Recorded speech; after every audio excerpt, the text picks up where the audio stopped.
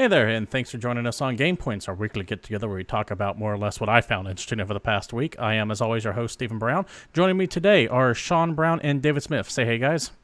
Hello. Once again, I'd like to thank you for joining in. If you're watching us live, we stream every Monday at 8 p.m. Pacific Standard Time, or if you're watching us on YouTube, feel free to chat down below, leave comments, or whatever the hell YouTubers do these days. We'll go ahead and start right off with Batman's still in the news. I don't know if you guys saw, but remember how I was going on that rant last week about how Warner Brothers must have known what was going on with the problems on the PC version? Well, they did. Classic Warner Brothers. Classic Warner Brothers. The WB. Patrick Keplik from Kotaku. And say what you will about Kotaku. I know I have some problems with them. I think their reputation is decently well earned. But when they do a good story, they do a good story. And Patrick Keplik here is actually doing real journalism over at that site. And he was actually able to talk with a couple of anonymous sources who didn't want to be named because, well, they don't want to get fired, that more or less came out and said, yeah, Warner Brothers knew this was a problem for months. Let's see, I got a quote from one of them here, from the article. Quote, I will say that's pretty rich for Warner Brothers to act like they had no idea the game was in such a horrible state. It's been like this for months, and all the problems we see now were the exact same, unchanged, almost a year ago. Damn. So, yeah, they it's not like this was sudden news, which makes that whole...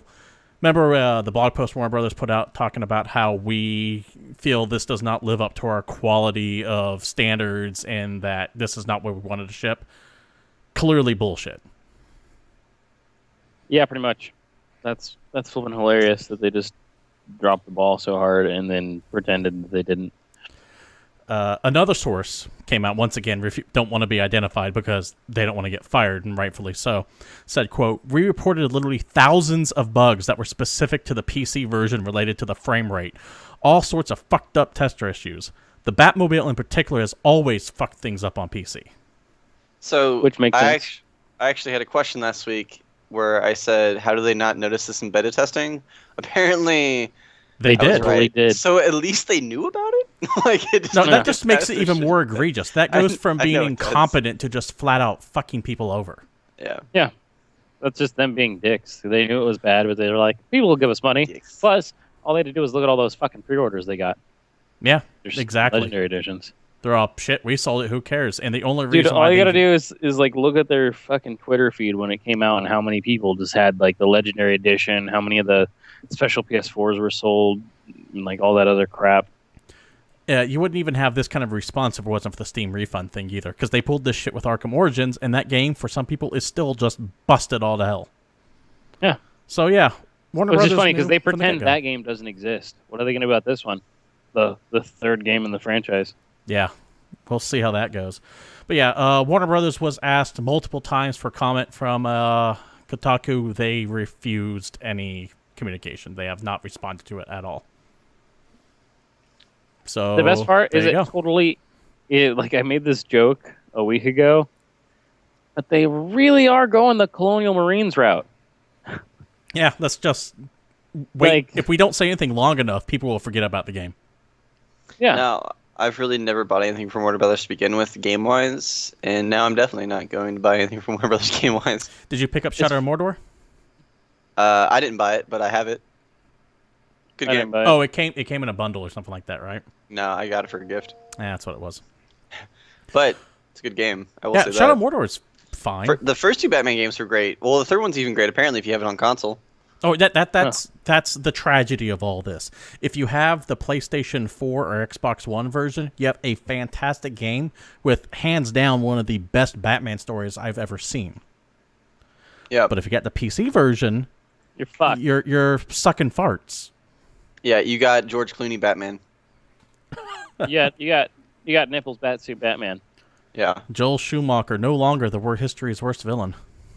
Oh, Damn. I get that reference. But yeah, all this apologies from Warner Brothers about how we're sorry this game didn't meet up our standards. No, that's bullshit. They thought it met their standards just fine because they released it. They just didn't care.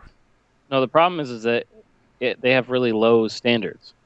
Yeah. That's what's going on. They just don't give a fuck. They just No. didn't bother to do anything about it. Once again, remember the GamePoints refrain. Don't pre-order anything. Because at that point, Warner Bros. Went, we have your money. Who cares? We're shipping out. It doesn't matter if the game's done. Yeah, exactly. Also, Kojima's always watching. Plus, I remember we all kind of had our reservations about Steam refunds when they first came over, possibly fucking over smaller developers. But once again, this just proves Steam refunds are needed badly. Oh, no, because we forgot about the great part, is they can also fuck over big developers. Yes. Yeah. I'm sorry, you guys fucked some shit up. I wish I had the straight refund numbers of this game. No, okay. Yeah, I don't think we'll ever get that.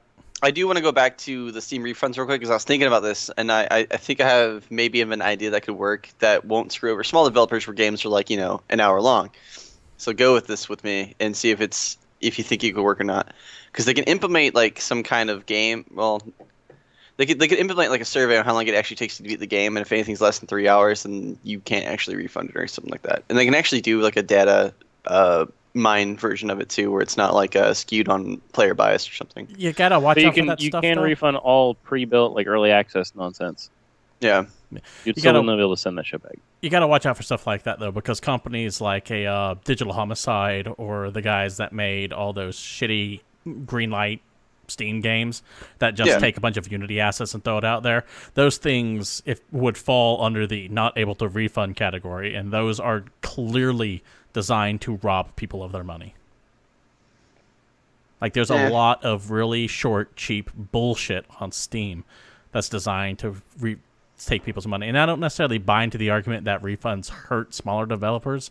I might have some sympathy for it, but I think in the long run, that is just a small number of people. It just sucks when you only sell 20 copies and 13 of them return, yes, but you're talking about such a small sample size, you really can't use that as the rule. That's true. Also, if you're selling 20 copies and 13 in return, then maybe your game isn't as good as you thought it was. Exactly. See, that's true. Now, that part is true. So, in the end, I am willing to say that not only Steam refunds now are a good thing, but they are a necessary thing. Also, for the second week running, fuck you, Warner Brothers. Yeah, I mean, it's just... I would rather you just tell me, fuck off, I'm going to take your money, than lie to me. Like, I felt like I've been lied to when they put out that Or, PR bullshit. You know what they could do? They could do what they did to fucking Grand Theft Auto. We're pushing the PC release. Yeah, just keep pushing it back. That's fine. I would rather get something late than I can busted. wait for a PC game. I don't care. I got way too much shit to do on PC to worry about waiting for a PC game. Are so scared to push back games, and that's why I like it when Blizzard and Rockstar are like, fuck that, we're gonna wait. Like, sorry, deal with it. Well, like, we're not gonna give you shit. There's a reason for that, and that comes down to the shareholders. Yeah. Anytime something's delayed, their stock takes a hit. That's why they're so like, oh god, we don't want to delay it. And that's why Blizzard's so fucking awesome, because they won't give you a date until they know it's ready. Yeah, and that shit comes out like that. That's why I'm so happy with Bethesda going Fallout 4 months from now. I'm like, okay, because they're 4 months from done. And to be honest, they're probably 2 months from they're done, and from going they're gold. They're probably done. Then they're just gonna try and hash out as many bug fixes as they possibly can. Yeah, I wouldn't be surprised if it was just all QA at this point. It's probably all testing right now, to be honest. If it, a major. It's just so big that they have a long, really long testing process. We'll find out. But yeah, Batman: Arkham Knight still finding reasons to piss us off a week after. Other things that have pissed us off recently. Sean, you used to be looking forward to a game called Silent Hills, if I recall, right? Oh, low blow, bro. I don't know what you're talking about, Steven. It just doesn't exist anymore. It's just I don't know what game you're talking about anymore. Well, fortunately, there should be something to fill that void that Silent Hills left behind, and it's called Allison Road. Boner. Break down what Allison Road was for us, Sean. Allison Road looks like a game that, when I first watched it, I thought Kojima had joined a different company under a fake name, made a fake game, and because it looks just so much like PT, it's crazy. Because it even has the same kind of feel to it, where like you're kind of going through this house, and like it seems like it's not repeating itself, but you're going through it and it keeps changing on you like every time you discover something. And even the house looks like the house from PT with some changes on it. So I honestly thought he took the skeleton, like the design work of PT, and changed it into this game that's going to be. But it definitely looks like a quasi-adventure game with a survival horror skinning around it. But I don't know. It reminds me a lot of, because there's a 13-minute prototype for this game on YouTube. You can just type in Allison Road, it should take you right to the YouTube channel. It reminds me of Gone Home meets PT.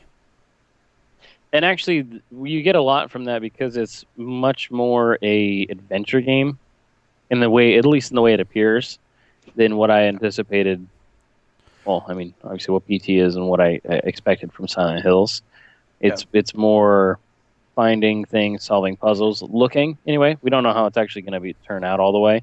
And I believe they even mentioned that this isn't anything from the game. This is literally like, this is our prototype. This is what it looks like in engine. This is kind of an example of what we're looking for theme-wise. But none of this is going to be in the final game. Yeah, they did come out and say that what you see on this prototype won't be in the final game to avoid spoilers. Yeah. Which is cool. And is exactly what PT was. So they're literally just aping off what PT was doing. I hope to see a lot of game companies kind of do that these days, because it is a good way to get your game exposed while giving nothing away. Because I know in the movie industry, and a lot of directors are actually finally like calling for this change, is in trailers it gives so much away that you go to the movie and like you see scenes in the trailers and they haven't happened yet, so you know nothing's going to happen to a character until that scene happens or something like that. So it gives too much away. It's one of those things where the trailer are the best parts of the movie. Yeah. You see all the stuff that you're there to see, and then you realize that the movie didn't even live up to the trailer. No, not at all. Yeah. So yeah, Allison Road. What else do you want to say about Sean before I move on? As a fan of survival horror games, like I want to play the shit out of this. I want to play the shit out of this with the Oculus Rift. So, no, thank you. That's too much for me. I do not want. Gotta laugh it off. So between you can't do this. If you had to pick, Sean, between this and Soma, which would you go for?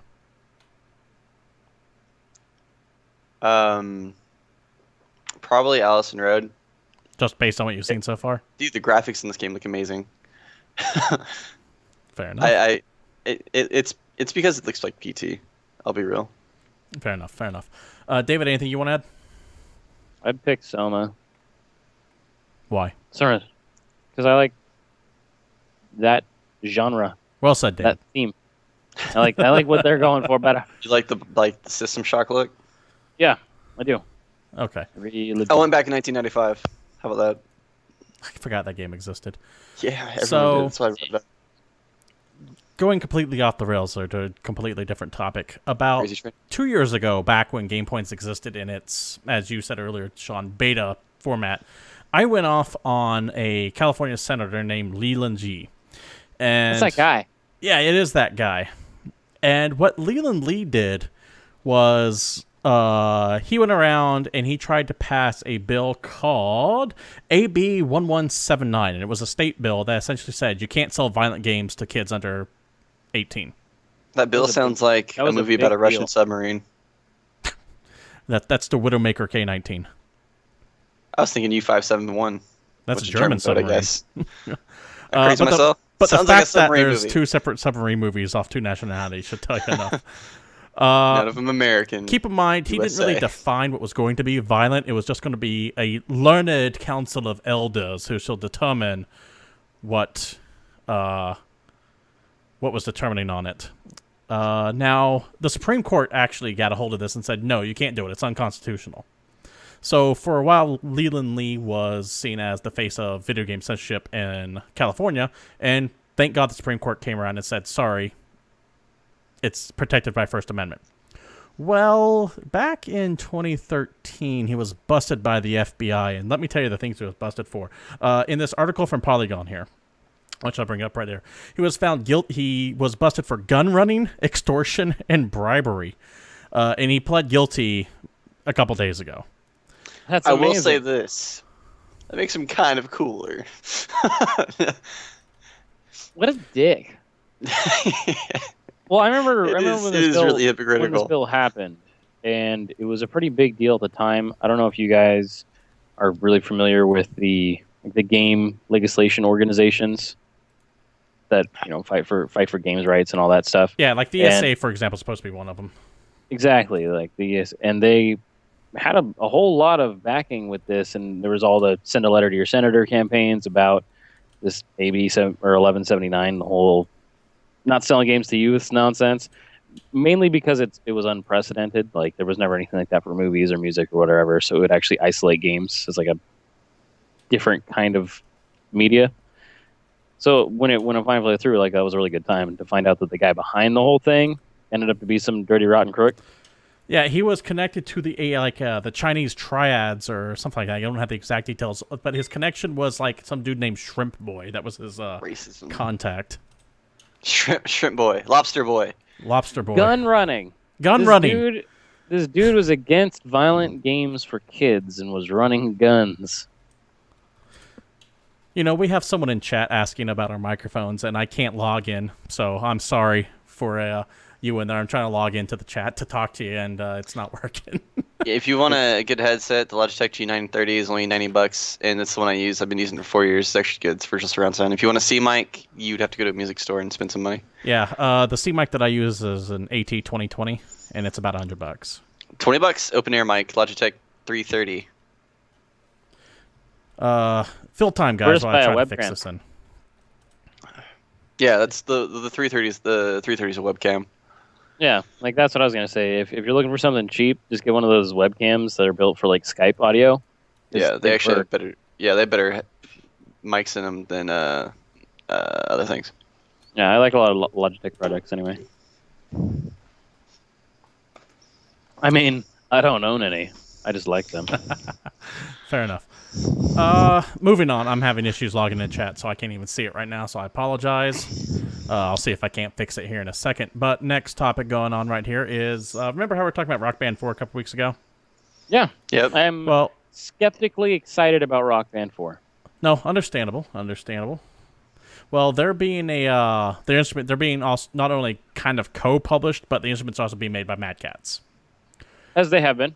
Madcatz, I believe, made all the peripherals for like Guitar Hero and Rock Band, right? You know, I don't know about that for certain, but I know they're doing it for this one, and there's a problem with what's going on right now. Madcatz is in a lot of trouble. As reported by Game Informer, apparently Madcatz might be defaulting on their debt and credit rating soon. Classic Madcatz. Yeah, to quote this Game Informer article, Madcatz has reported that the opinion letter for its independent audit comes with concerns over the company's ability to pay its debts. An audit opinion letter, a document prepared by an independent auditor as a narrative accompaniment to a financial assessment, includes what is known as a growing concern note.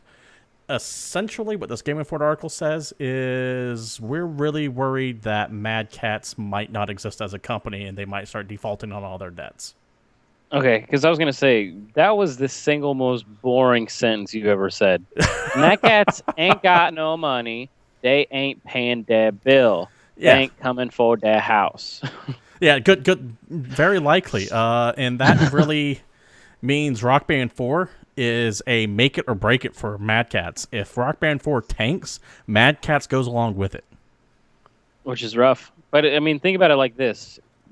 Think 10 years ago, or let's go back to PS2 era. How big was Madcatz then?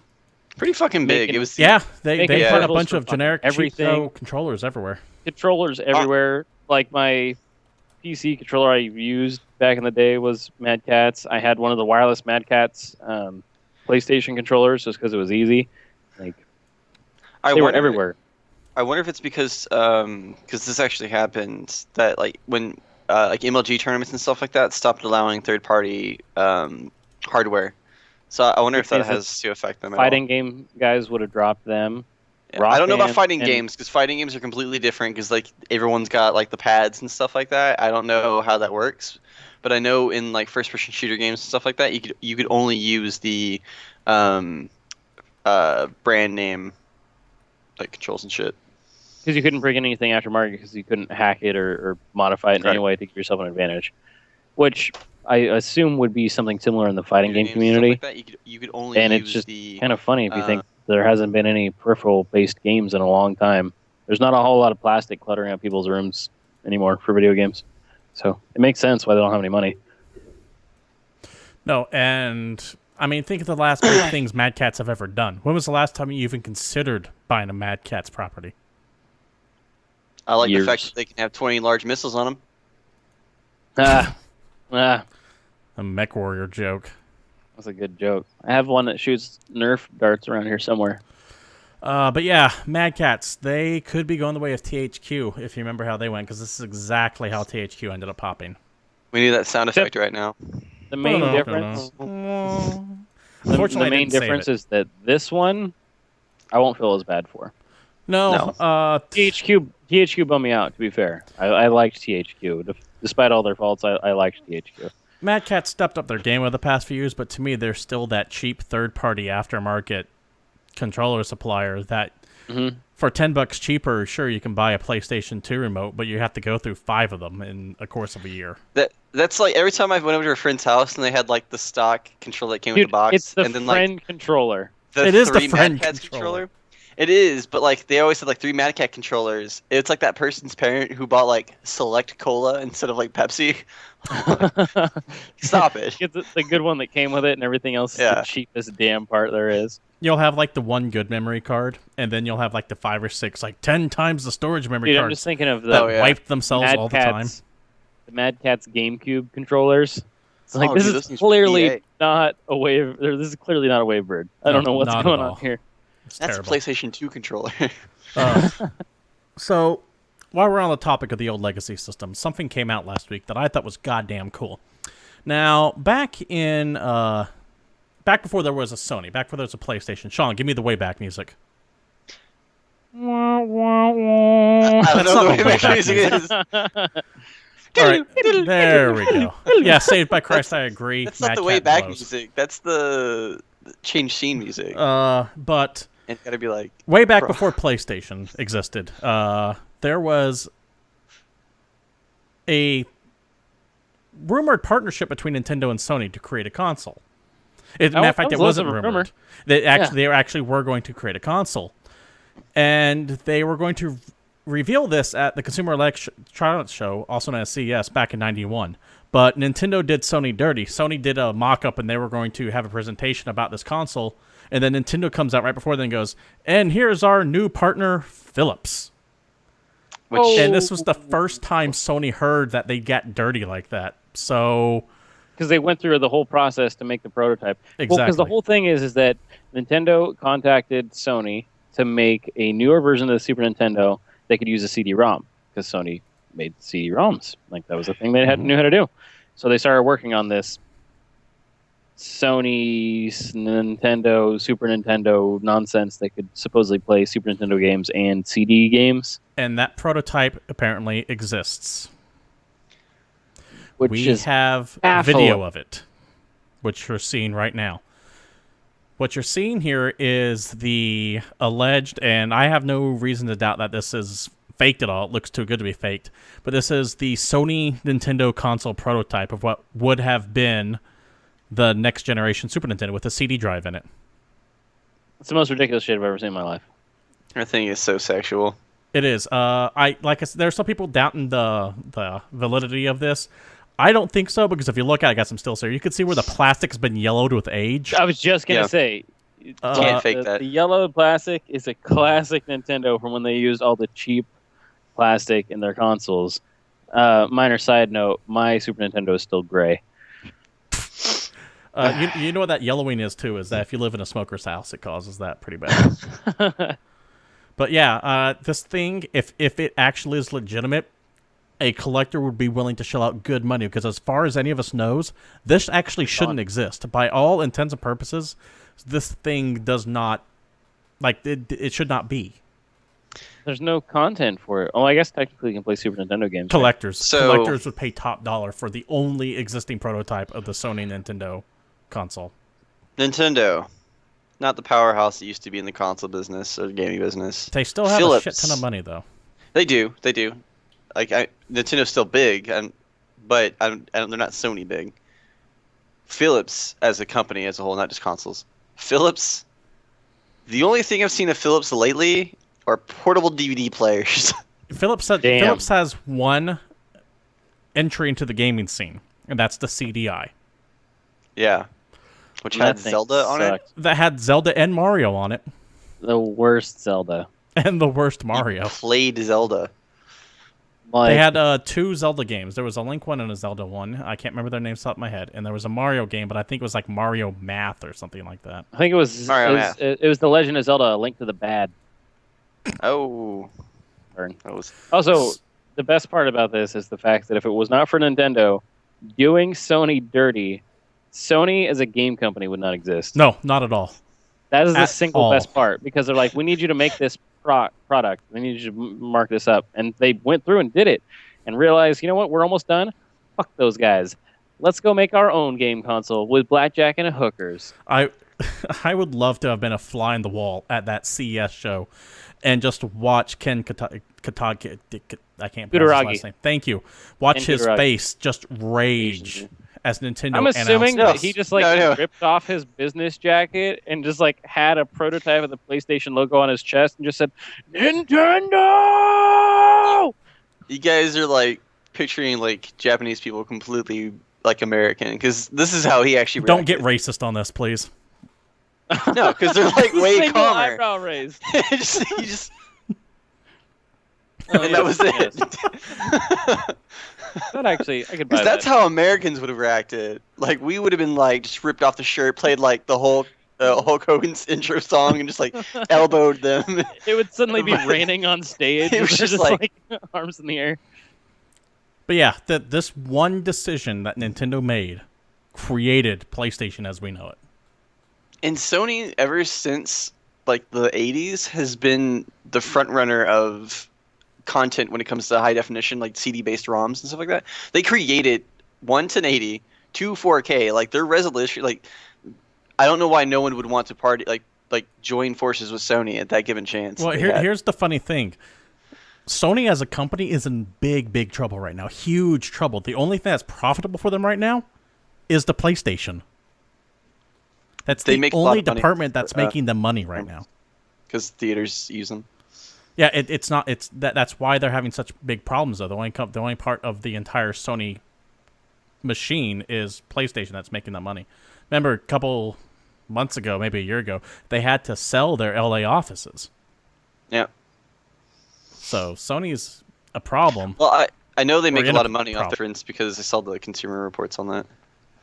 But yeah, that's. I just find it funny that this one prototype console contains more gaming history around it than any other one object I can think of. That's true. It's a huge turning point in the game industry as a single entity. Exactly. And a lot of people like to... Go ahead. The only other thing I can think that's close to it as a turning point that should have been, that was kind of downplayed, was the Dreamcast. Just because of how many pour one out for my Dreamcast. Game-changing things it actually had, but no one gave a shit. I know that the term the Holy Grail of gaming gets tossed out a bit in the collector's world, like for Nintendo World Championships or the full collection of the Wisdom Tree games or whatever it is. But this actually is what that is. As far as we know, this is the one and only in existence. Are you telling me if you drink from those other games, it'll melt your face, but if you drink from this one, it'll give you immortality? Well, if you've played a Wisdom Tree game, you would understand that you chose poorly. So yeah. Anyway, bringing you references. I just read this and I was like, damn, we have to talk about this. I thought it was so cool that this actually exists. And I would love to see what's on that cartridge, by the way. If it's just a blank cartridge with nothing on there, or if there's actually a prototype game on there. I want it to load up and say Nintendo PlayStation on one screen. Yeah, no, I would love to see someone get their hands on it. The collector, by the way, side note, the collector in me cringed every time he touched that system with his bare hands. Oh yeah, dude, you're ruining that shit. Yeah, you put gloves on, you heathen. Moving on. There's probably millions of them. You just moving on. Dude's got all of them. Moving on to the next topic here. As we all know, Telltale's been very busy, and one of their upcoming properties is, of all things, fucking Minecraft. Minecraft Story Mode. Story Mode. Until recently, we had no information on it, but they recently revealed the trailer for it, and, well, here it is. It looks very Minecrafty, though the biggest surprise of it all is that the main guy is Patton Oswalt. Yeah. And now suddenly I'm sold. I want to get my hands on this now. Ratatouille himself. But yeah, it's going to be 5-part episodic series like almost all of Telltale properties are, Game of Thrones being the exception. And you control Patton Oswalt, also known as Jesse in this game, and apparently it deals with like some convention, and there's some D&D-esque references here. Apparently they're big fans of this group that killed an elder dragon. I don't know if that's a creature in Minecraft or not. I haven't played Minecraft in years. Yeah, dude. Yep. It's from the moon. It's different now. You do more than just put dirt on itself and then hide in holes. That was literally the last time I played it, back when it was in a beta for $10. Well, Ender Dragon, I think is now what it's people called. make computers out of redstone. But yeah, Minecraft is terrifying. Or, like we talked about last week, over 1 billion square pixel arts. But yeah, Minecraft Story Mode, coming to every console imaginable, as you can see there. Opinions on it? Lukewarm, excited, care less? Lukewarm. I like Minecraft.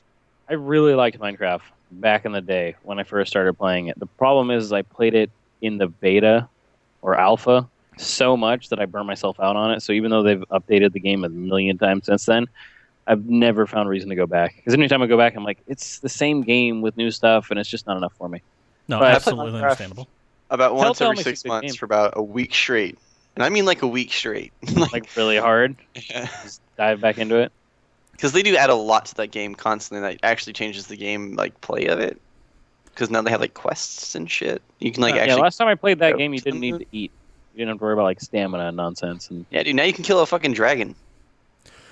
Saved by Christ in chat says they play Minecraft every day, but the story mode does nothing for me. Here's the thing. I have no interest in Minecraft, but Telltale makes extraordinarily good stories. Tales from the Borderlands, that is possibly my favorite thing to come out this year so far as story goes. It has been fantastic so far. The Game of Thrones game feels like it's from the episodes of Game of Thrones. The Walking Dead Season 1 and 2 are both excellent. Walking Dead Season 1 was one of the few games that almost made me cry. I had to bite the inside of my lip to be a man still. damn. They know great stories. Now, the older Telltale games, not so much. But I'm willing to give these guys a chance. And they know humor as well, but that Tales from the Borderlands, like I said, just laugh out loud funny in some points. So I will get it not for the Minecraft side, but for the Telltale side. That's fair. Once again, changing topics, but there's just no smooth way to transition to anything this week. We've never been smooth. Hold on. I do have a question for you, because Yes, you brought it before up we real quick. Do any of you guys have a game that actually made you cry, and what was the last one? I had one that made me tear up. I'd never cried at any of them. I think your game is going to be similar to my game, Metal Gear Solid 3. Metal Gear Solid 3. Yeah, I Dude, did that cry boss at Metal fight. Gear Solid. That was emotional. The thing I think I got Patriotism. most emotional on was Final Fantasy VI. Really? Yeah. I was like 12 at the time when it came out, so I was like an emotional ball of wreckage anyways. That's fair.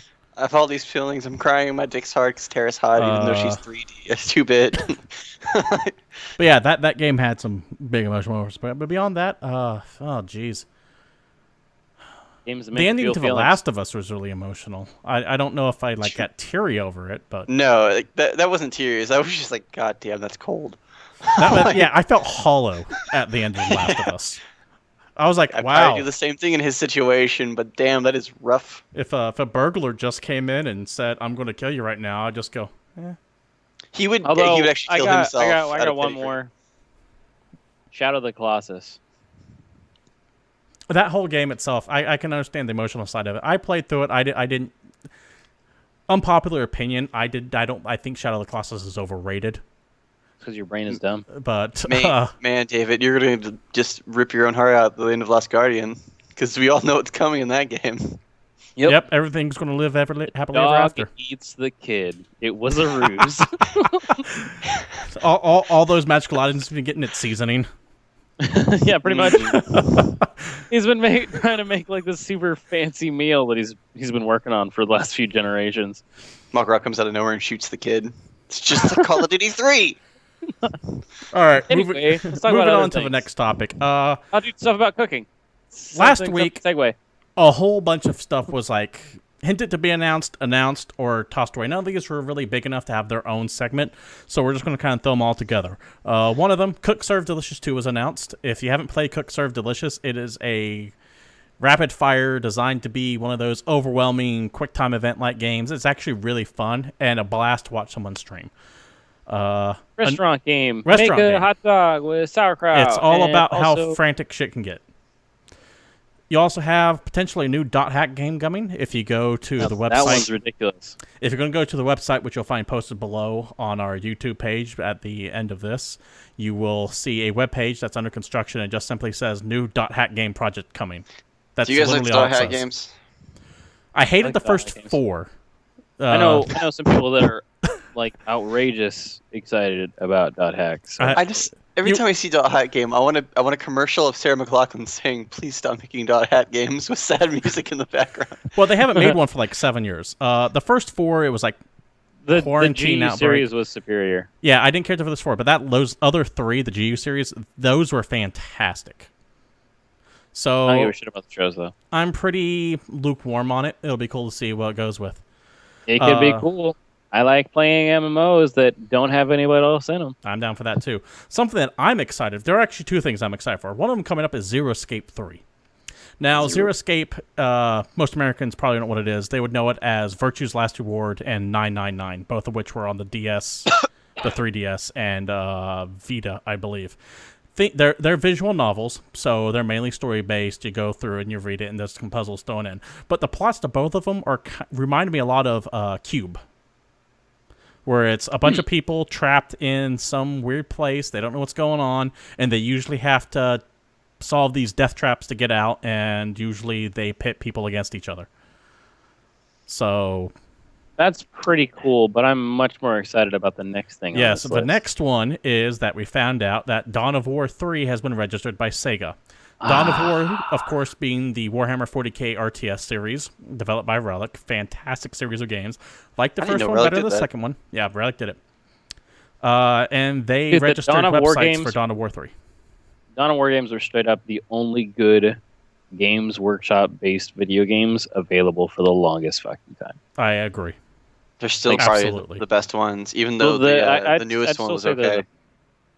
Yeah, I'd agree that they're the best ones, but there was just a huge gap in either having games or 2, just the games being so horribly terrible. Yeah, their Space Hulk transition on PC sucks. Fire Warrior sucked. There was nothing good. They were all made by like the cheapest developer, it felt like. But Dawn of War was always great, and it captured the way Warhammer should feel. I will say that the MMO was actually pretty fucking good. It was just the middle section was so terrible that game did not last long enough. You know, I wasn't thinking about the fantasy side, although we also have Warhammer Total War coming out, which looks fantastic. But I did like that Warhammer Online. I thought it was good. It was fun. It's the only PvP I ever played in an MMO. I also kind of like Space Marine. I'm not gonna lie.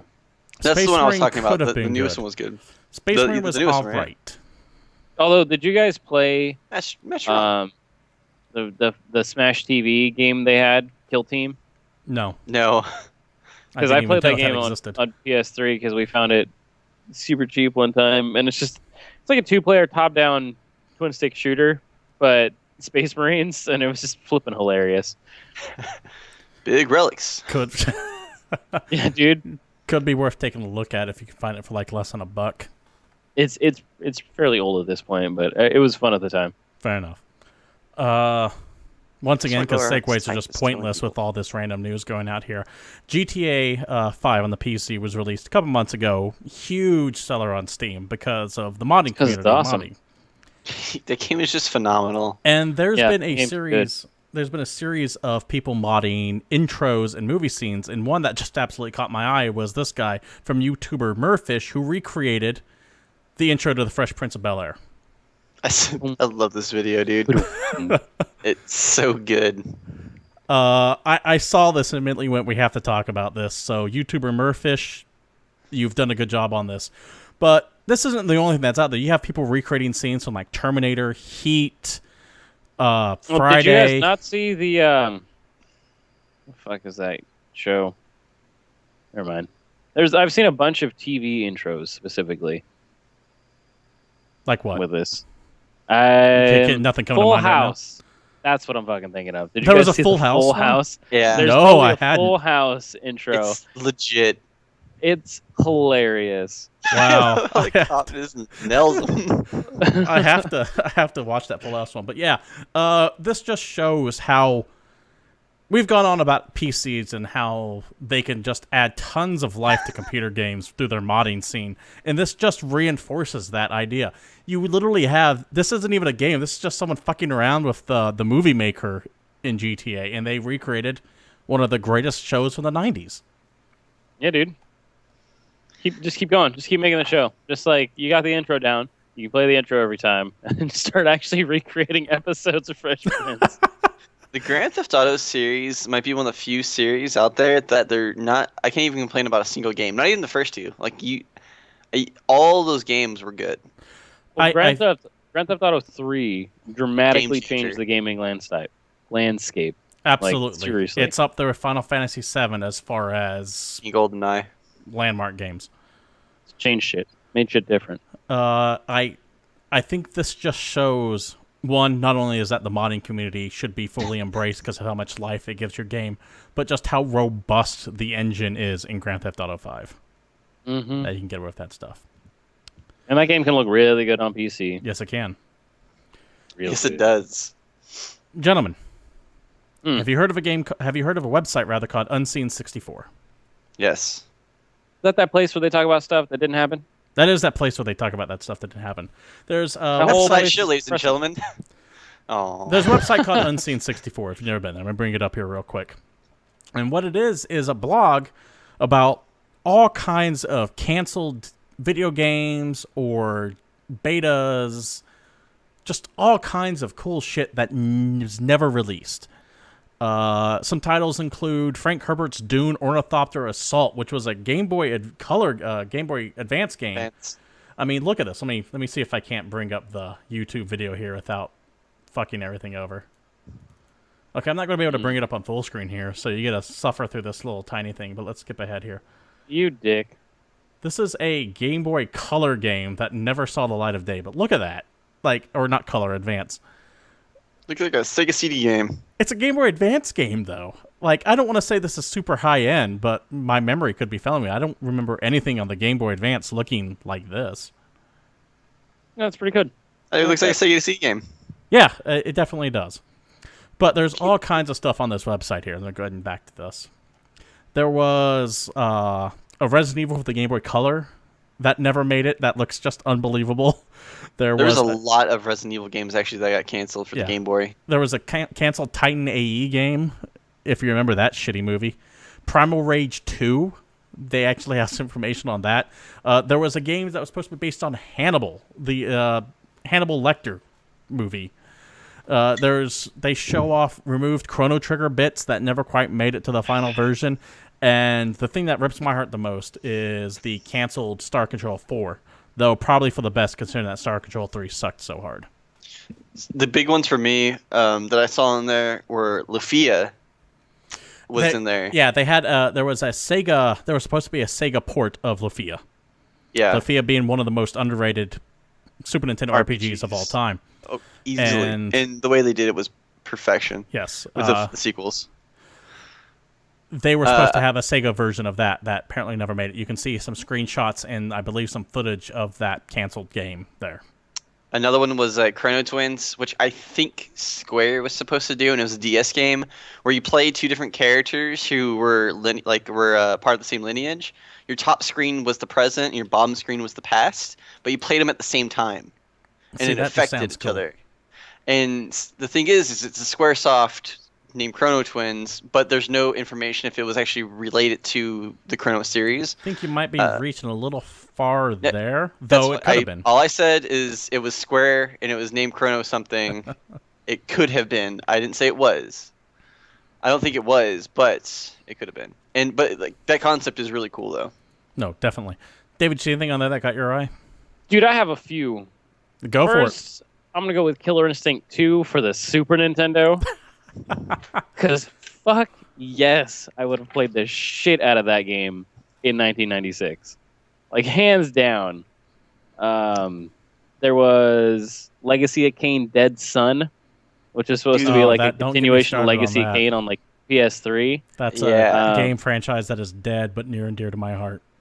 Yeah, there was some other good ones. Oh, here's a classic, Mega Man Universe. Yeah, just fell off the map. No, it's because, oh god. Well, we can talk about the KJ Inafune projects and the fact that Capcom just hates fucking money and they're kind of idiots. Next week we might get into KJ Infune's Kickstarter that was announced either today or yesterday. Mega Man Universe looked like it would be really awesome. And I have one last one that I feel is really important to talk about because it's something that's just so brutally similar to another crisis we had recently. I'm talking Guillermo del Toro's Insane. Yeah, that guy's cursed. Anything he's tied to will never come to light of day. Ghosts was there too, I think. Because Insane was supposed to be a trilogy of that guy with THQ, Volition. Oh, that was another one. The art and the announcement teaser for that game, I remember just being flippin' awesome and super excited. Basically, it's like the Silent Hills hype. Slightly less because it doesn't have a big name attached to it as far as a game name.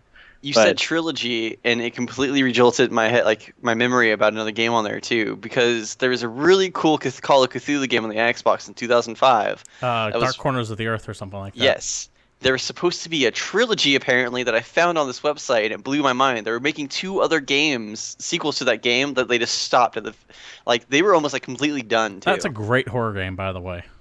One of the best Call of Duty or Call of Cthulhu and Call of Duty games. Yeah. The worst part is reading through this stuff and realizing how much of it was completed, close to completed. Like 80% done, 95% done, and just got the axe. And there's always the classic we can go back to if we want to talk about Battlefront. Yeah. How many Blizzard games are on there? Battlefront 3. There's a couple noticeable things in that site that are just missing. For example, they don't talk about 7 days. 7 days was, or was it 6 days? Maybe it was 6 days. But this was announced before the PlayStation 3 came out. It was supposed to be a launch title for the PlayStation 3, and it looked like a heist shoot-'em-up game. Never came out. There was also a game called Earth No More. Now, what Earth No More was kind of a precursor to The Last of Us. It was about an alien fungus that wiped out most of humanity. There was a really big announcement for a game coming out for the PlayStation that was like right when Grand Theft Auto 3 came out. It was supposed to be like a zombie apocalypse version of Grand Theft Auto 3. Dead Rush. Do you remember what I'm talking about? Was it Dead? Okay, that was going to be the next one I was going to bring up, actually. Okay. That actually had articles in, I want to say, Game Informer, or one of the magazines back then. They actually had a write-up about it, and not a month after that write-up came out, it was canceled. Yeah. Let's also not forget that Aliens Colonial Marines, that piece of shit that we have now, wasn't the first time they tried to make that game. Nope. There was another attempt. As much fun as it is to talk about this, it's actually really depressing. All right. I'm not going to lie. Fair enough. Let me bring up that website one more time, so in case you're watching, it'll also be linked down below if you're watching us on YouTube. But it is Unseen64, and you can find them at... Unseen64.net. Unseen64.net, I believe. I was thinking that the URL will pop up here. Oh, here we go. Unseen64.net. That's exactly what it is. That's the thing I said. Also, hey guys that run that site, if you'd like, feel free to buy us beer, and we'll talk about your shit. Because we just did it for free. We fucked that up. All media requests can go through GamePointsPC@gmail.com. We should have got beer first and then talked about it. This is my beer. Damn it. That's why we keep messing up, guys. That kind of does it for the news last week, or at least the news that I thought was important to talk about. We're going to go and move to new releases. Oh, this is my favorite thing. Okay, I don't know if you know this. I'm just going to cut you off because we're going to talk about a sequel to one of my all-time favorite games. And I'm not even joking. This is totally serious. I didn't even know this was a sequel to anything. Yes, this is absolutely a sequel to anything. On the PlayStation 3, one day on the PlayStation Store, I got bored looking for 4-player games I could play with my friends, and I found a game with the single greatest game intro of all time called Supersonic Acrobatic Rocket-Powered Battle Cars. Game is if you've never heard of this, no, I haven't. If you've never seen it, just get on YouTube real quick. Just type in the Supersonic Rocket-Powered, like whatever. Just get most of it. It'll come up. So it's super. No. I want to get this right for posterity. Supersonic Acrobatic Rocket-Powered Battle Cars. Okay. Rocket Power is hyphenated. Okay. And yeah, make sure because you remember on the PlayStation 3, you're highlighting your games and it would play like maybe a little video or a little song or whatever.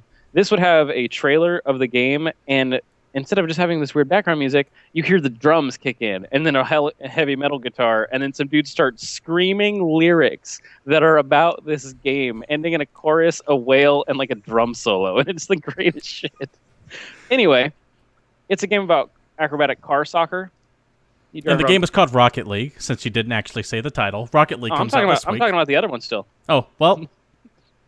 But if we're getting there, the sequel to that game is finally out. I'm very excited for it, and it's called Rocket League. It's going to be on instead of PCs and PS4. Yeah, it comes out next week. I think it's supposed to be a PS Plus game. Indeed it is. It is PlayStation Plus for this month. And the coolest thing to me is that it is cross-platform. With PS3 and Vita, or just one or the other? No, I mean in the fact that if you're on PC, you can play with PS4 gens, and if you're on PS4, that kind of cross-platform. Interesting. Very cool. That I didn't know. But yeah, I have an interest in it. It looks silly. I had no idea there was another one before it called, what was it? Supersonic. Acrobatic. Rocket-powered. Battle cars. They should have just called it. They should have just called it Supersonic Aerobatic Rocket Power Battle Cars: The Reckoning or something like that. Keep that title in there. I would have liked that. I'm also very hopeful that this game has a heavy metal intro, because if it doesn't, it will. They're lost on me. Yeah, we're not playing. Fair enough. I hope you like that game, because that is the only thing of note coming out this week. Well, we are still in the video game desert wasteland that is July. Big Willie weekend. Yeah, everyone's gonna go see Will Smith's new joint. Apparently, by the way, the Independence Day movie sequel has a subtitle. It's called like The Revengeance or something like that. Something with an R. Revengeance. Also, Psionics. Does not have Will Smith. Feel free to send me beer and a copy of Rocket League. You guys know. This show is not for you to personally shill out your own stuff. I will sell myself. Yeah, dude. Until I'm successful at it. Okay. So, yeah, new releases. Slim pickings, though it sounds like the one game is a fantastic game according to David. It's David approved. Sean. Well, I haven't played this yet. The prequel. Precursor. Fair enough. Sean, you're an eSports guy, and while not much happened in Dota, something interesting happen, or not much happened in League of Legends, rather. Fuck that up already. But something interesting is happening in the Dota scene. Yes, so the MOBAs have a world championship every year, and the Dota is known as the International 3 or whatever it's called. International 5 is this year. 5 this year. Yeah, it was 3 2 years ago. I guess. The number? I guess. I don't know. Some basic math. No, so the Dota tournament's actually getting really fucking huge money-wise because of the way they do it. So Dota doesn't just have the main company and their sponsors put in money into the purse. What they do is actually release something that players can buy, and all that money goes into the tournament purse. So their purses get huge. One, it's a Valve game because it's owned by Valve now, if you didn't know. 2, it had a huge following because it was the first MOBA ever. It was before League of Legends. People didn't know that it is because it was a World of Warcraft 3 mod. So it's up to $15 million right now for the tournament. League of Legends first place got $1 million. Second place got $750,000. So I think the purse overall was $5.6 million for League of Legends, which is the biggest MOBA in the world right now. And Dota is killing it because of the way they can raise money for it. And I guarantee you, League of Legends, if not next year, the year after that, if it's still big, which I assume, eSports is kind of here to stay now, finally.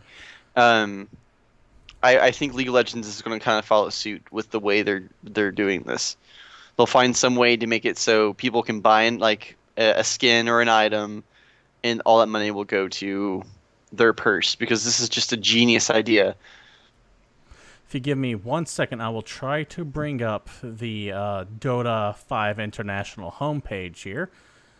Let's see if this is going to work, because this is all on the fly. What you can do is you can buy a champion named Axe. Here we go. And all the money for going to buying that champion goes into the purse. And they've already reached their goals and their stretch goals, which Valve has already kind of said that they're going to add more goals to it because the international tournament doesn't happen for another few months. I think September is when it happens. Here we go. Total prize amount is $10 million on here. I don't know where the other $5 million's coming from, but according to this page, it's $10 million. $5 million for first place, $1.5 million for second place, $1 million for third place, and so on and so forth down there.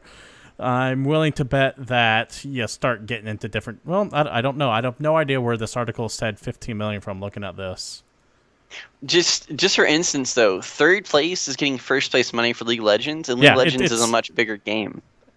Even if it is a only 10 or 11 instead of 15, like the IGN article originally stated, that's still a shit ton of money compared to League. Yeah, it's a lot. It really is. I will say this, though. I think League of Legends next year is going to be a huge tournament because there's finally huge sponsors buying into it. Because Coke bought into it late last year. I don't know if we'll start seeing that money until next year. You're but saying Coke's buying into things now? Yeah. Coke is a sponsor of League of Legends now. Interesting.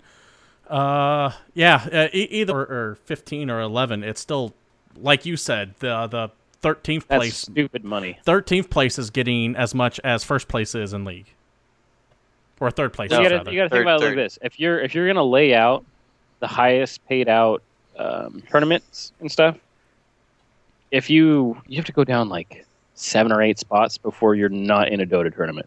Okay, no. It's like first place of the invitation this year, first place from last year, second place from this year, then second place from last year, third, and then I think fourth, and then below fourth is going to be the World Finals of LoL. We'll get topical here. So, United States, go America, just won the Women's World Cup National Soccer. That's a big thing. FIFA World Cup, right? First place prize money in that tournament was $2 million. Yeah, in first place here. So they're making 250% that in this tournament.